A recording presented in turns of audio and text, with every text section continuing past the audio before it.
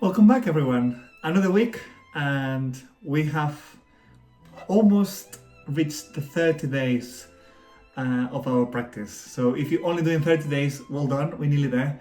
If you carry on to 60 or 100, this is already really, really good. 30 days is already a massive thing. So, well done to everyone. Now, this week, we've been focusing on musicality in our practice. Last week we talked about mindfulness and how that works and how that kind of combines with our practice. And from there, from our breathing and from our connection to our body, we can move on to now musicality. And how do we work on musicality when we practice? I think it's a really interesting subject that sometimes we forget because we're so busy on getting the notes right, getting the technique right, that we forget why we need to get all those things in. Right, and at the end of the day, the ultimate goal is getting the most beautiful sound and being able to express something with our music. That is the most important. Of course, everything else is to be in the right place, but that is the ultimate outcome of music. Express ourselves. So, in this week, like I said, we started talking about breathing. In the case of breathing, to start a new character, for example, how we breathe will change the way that we play the next phrase or the next piece or whatever it is that we are practicing. We can change the way we play by the way we're breathing. So starting from that, remember to keep an eye or to be mindful about our breathing, because our breathing will be the door to the musicality. Now, once we understand that, we need to really be very clear inside ourselves about what is it that we want to express.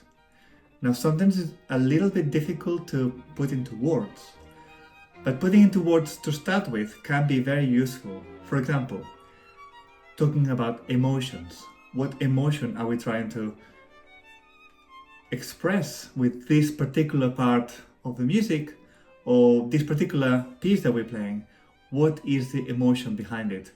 Or is there more than one emotion and then we are trying to go from one to another one? Or can we try to change it? Something that could sound very happy, it could sound exciting. Or we could try to do the opposite, contrasting sadness straight after. So that's something that we have to think when we are practicing, or even better, just before we practice it, we can think about it and then try to bring it through the music, through our instrument. So the best way to do that, for example, is you're about to practice something that we already know how to play. It's always better to work on pieces that we already know how to play for this. So reviewing pieces is the best for this.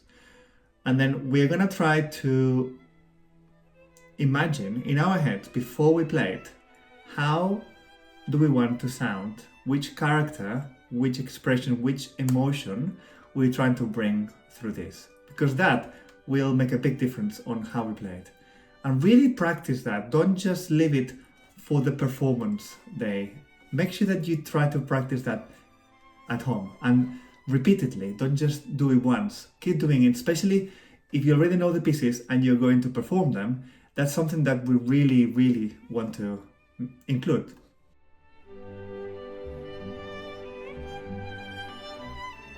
Now, for example, in one of the videos, I was talking about how to repeat things using different layers of musicality. So first, we might repeat something just to get the notes right, or intonation in the case of a string instrument, or to sound correctly, so everything is nice and neat in the right place. Then we can add dynamics to it. Okay, which dynamics, how do we play those dynamics, and what do we need to do technically to get those dynamics right? Once we pass that stage, we can go into what character are those dynamics mean. For example, is forte supposed to be happy, or is it forte supposed to be angry? Or what kind of forte is it? What character does it go with it? Or what kind of piano is it?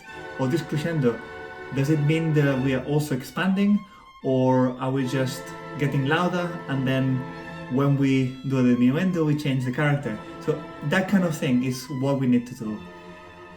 In pieces by composers like Mozart, for example, having the different voices, the different expression of the different voices is really important to bring it out, like an opera. So try to have that in mind when you play, when you're practicing. And finally is, how do you bring all that together so it makes sense for the whole piece? How do you bring all those different characters? Let me give you one example of something you can practice. Try practicing something that you have an idea of how to do it, and then reverse it, like I said earlier. Reverse. If it's happy, just try to play it sad.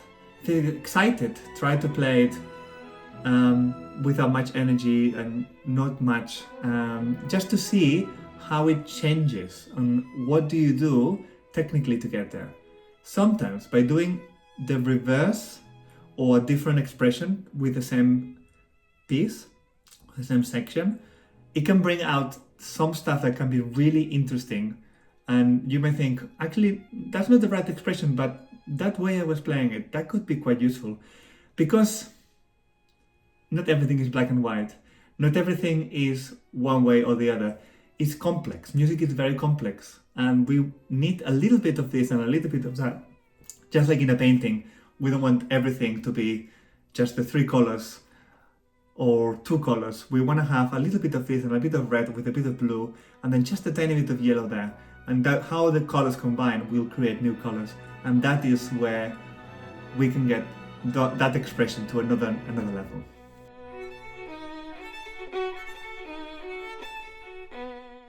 It's about practicing all of that musicality from start. Don't wait until you know a piece really, really well.